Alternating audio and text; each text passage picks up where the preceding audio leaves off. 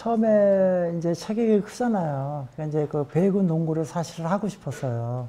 그 배구장 선생님이, 인천 배구장 선생님이 한번 뵀는데 저를 너는 배구 농구보다 체격이 크니까 올림픽을 앞으로 그 멕시코 올림픽을 가려면 투포환을 한번 던져보는 게 어떠냐. 체격이 크니까. 그때 당시에는 집에 가서 나 투포환을 한번 해볼까? 그러니까 깜짝 놀라는 거예요. 무슨 여자가 투포환을 던지냐고, 그 쇳덩어리를 던지냐고 그래. 그래서 그거 괜찮대. 그거 하면은 올림픽도 갈 수 있고 태극기도 달 수가 있대. 그러니까는 안 된다고 돈도 안 주는 거예요. 밥값도 안 주고. 그럼 너 오늘 운동했냐 안 했냐? 안 했다고 해가 떨어지기 전에 들어가야 돼요. 그 체육 선생이 아니까. 제일 힘들었을 때는 여러 지도자분들이 제 말을 들으면 알겠지만은 그 기록 안 날 때 털레털레 그 서울운동장에서 혼자 던져가지고 보따리 쌀 때 제일 그때는 하고 싶은 마음이 없고 기자분들도 외면하고 돌았었잖아요. 왜?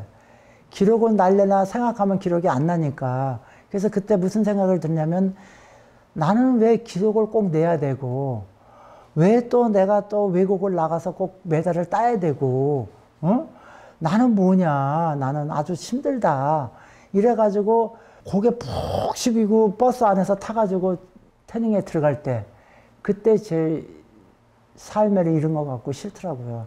그때 또 보따리 싸갖고 또 나갔다가 다시 또 들어왔다가 그런 시절이 한두 번이 아니에요. 많아요, 진짜.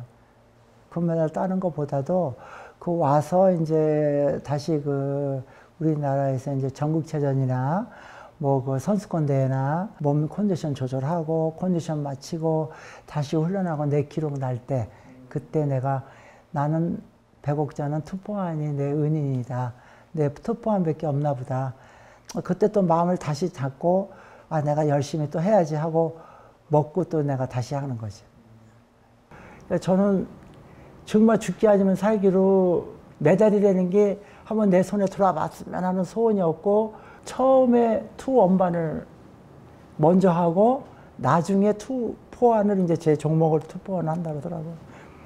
투 원반에서 3등을 했어요.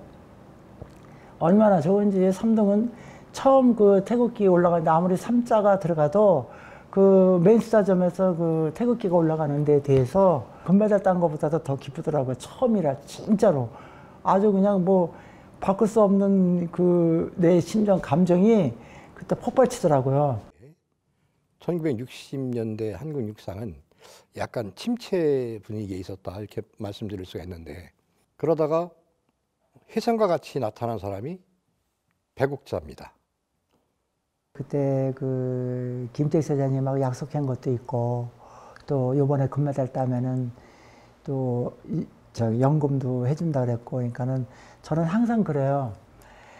다른 선수는 어떻게 하는지 모르지만 시합 5일이나 열흘 앞두고는 컨디션 조절을 들어가요. 이제 일주일 전에는 시합 전에 제가 딱 입은 옷만 입어요. 이제 그 징크스해야 되는 게 있잖아요. 옷도 예를 들어서 내가 칠링 옛날에 입었던 옷을 입어가지고 신기록을 놨잖아요. 그럼 그 옷을 제가 간직을 해요. 그러면은 그 옷을 입대든가 내가 식당에 가서 밥을 먹더라도 똑같은 옷을 입고 머리를 안 감는다든가 다른 샤워를 하더라도 머리를 안 감고 내가 좋아하는 옷을 입고 좋아하는 신발 신고 좋아하는 가방을 딱 들고 물품이 이제 내가 신기록 냈던 그거를 딱 가지고 가요. 딴 사람들은 모를 거예요. 가방 같은 거. 이런 거를 이제 징크성이 있기 때문에 그 전날에 준비를 딱 해요. 그리고 이제 태닝에서 밥을 먹을 때도 점심에는 이 옷을 입다가 저녁에는 다른 추리닝을 갈아입어요. 이틀 전에 저는 훈련을 안 해요. 이틀 동안은. 그리고 이제 제가 저기 머리로 이제 훈련을 해요. 머리로 훈련을 하면서 그 한 바퀴 돌아요. 이제 그 1시간 정도 돌면서 훈련을 해요. 저는 머리로. 그러고서 이제 훈련을 하고 이제 시합 전날 한 30분 정도 훈련을 해요.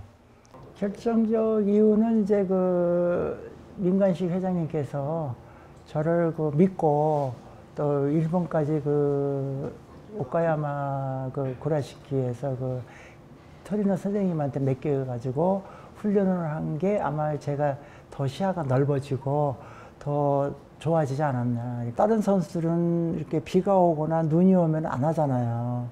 저 같은 경우는 이제 비가 오면 코치 선생님이 우산을 쓰고 던지면 그걸 주워다 주면 그걸 이제 던질 때 여기가 피가 나잖아요. 모래가 약간 섞이니까. 눈이 오면 그 30m 서클을 이걸 쓸어야 던질 수가 있잖아요. 근데 우리는 던져야 되니까 이 4kg 무게를 매일 훈련을 2, 30개 던져야 되니까. 그래서 던지면 여기가 피가 나니까 그때 김택 회장님이 그걸 봤어요. 회장님이 눈 쓸고 하는 거를 보고 그거를 던지면 여기가 피가 나는 걸 봤어요. 그래서 그때 아마 저를 인정한 거예요. 네. 그때 태릉 선수촌을 제가 알기로는 이 선수들의 감옥과 같은, 선수들에게 자유도 없고 오직 금메달을 위해서 국가에서 그런 정책 사업이 있었잖아요. 그때 그걸 선수들이 전부 그 수긍을 하고 그 반발 없이 거기에 임했던 선수들이 지금 이 후배 선수들이 봤을 때는 대견한 거죠. 그 사실 개인의 인권도 없었고 그 시절에는 오직 금메달만 생각하고 운동했던 선수들인데, 그 배국자 부회장 같은 경우는 이제 여성의 몸으로 그것도 장기간 태릉 선수촌이 집처럼 거기에서 먹고 자고 하면서 그걸 이겨내서 아시아의 금메달로 이어졌기 때문에 그 국민들에게 앞서 말씀드렸지만은 좀 어떻게 보면 행복과 용기와 그런 것을 불러일으켰다니까, 제가 볼 때는 태릉 선수촌이 그때는 선수들 경기력 향상에 큰 역할을 했다고 볼 수가 있죠. 지금하고는 맞지 않지만 그렇게 생각을 합니다. 동산병원에 이제 한 달 입원해 있을 때 거기 이제 그 꽃다발하고 이제 무슨 그 비서가 왔더라고요. 그리고 그 다음에 부르더라고요. 청와대를 제가 들어갔어요. 그랬더니 고생 많이 했다고 그 다과를 주면서 먹으라고 그러더라고. 대통령은 못 보고 박근혜 그때 딸로 계실 때 어려운 점이 뭐냐 이렇게 얘기하니까 서울에서 이제 인천까지 출근을 해야 되잖아요. 그게 제일 하니까 이제 거기서 이제 박근혜 전 대통령이 이제 저한테 이제 금일봉을 처음으로 제가 받아봤어요. 처음으로. 이제 그걸 끝나고 그냥 갖고 나오는데 받았을 때 눈물이 많이 나올 거 아니에요. 그래서 이제 거기서 울었어. 예. 그래가지고. 제 생각에, 누구보다도 내 생각에 내가 지도자를 하려면 태릉 선수촌에 들어가서 그 선생님이 뭐를 가르치나 그거를 내가 공부를 하면 내가 지도자가 될 것 같아요. 그때는 이제 코치 선생님은 그 나이도 비슷하고 그러니까 굉장히 어렵죠. 그렇지만은 육상연맹에서는 제가 재도전하는 것을 원하죠. 다시 한번 기록을 냈으면 하는 마음인데, 그때 당시는 이제 결혼해서 아기가 6살이고 그러니까 뭐 기록이라는 건 바랄 건 없고 그냥 이제 그 배곡자니까 한 번쯤 얼굴을 보여줘라 팬들한테. 그래서 이제 보여주고 태릉에 들어갔어요. 철학이 있다 하면 지금 현재 이제 선수를 제가 이렇게 그 보잖아요, 선수를. 그러면은 이제 그 옛날만큼의 이렇게 열정과 그 자기의 그 즐기지를 않더라고요. 그래서 이제 저희는 항상 그 얘기하고 싶은 게 투포환도 열정도 있지만 즐겨가지고 하면은 그게 하나도 그 나쁘지가 않거든요.